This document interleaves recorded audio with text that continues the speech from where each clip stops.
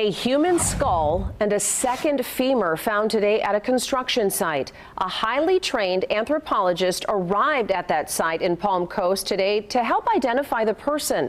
Fox 35's Randy Hildreth is joining us live from that site tonight. And Randy, they're going to work alongside deputies to find out if they belong to a missing person or if these bones come from a crime victim.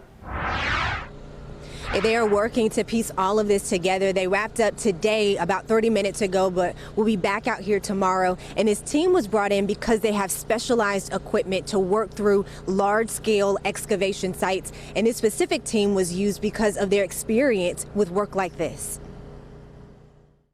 And we have recovered other bone fragments that we believe will help us identify the individual that's here. Femurs and fragments of a skull and jaw. The skeleton of whoever died is starting to come together.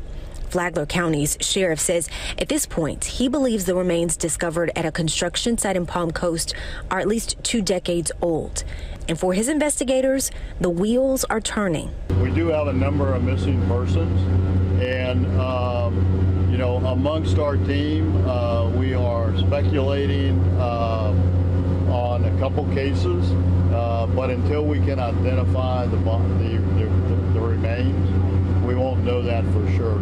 The sheriff's office called in a specialized team from USF to help search nearly a football field of coverage area. They're using a water system to slowly filter through the dirt. The lead anthropologist also helped with the large-scale excavation at the Dozier School for Boys in 2014.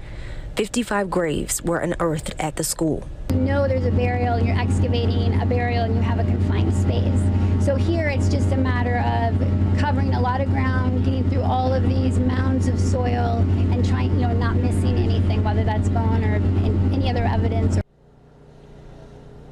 And the sheriff says what makes this difficult is that that first bone was found after construction crews had already started moving dirt at this site. But the good news, he says, is that that construction team hadn't brought in any new dirt. So what was found here was here. He says that he expects this to be an active search site at least through Friday. Live in Flagler County, Randy Hildreth, Fox 35 News.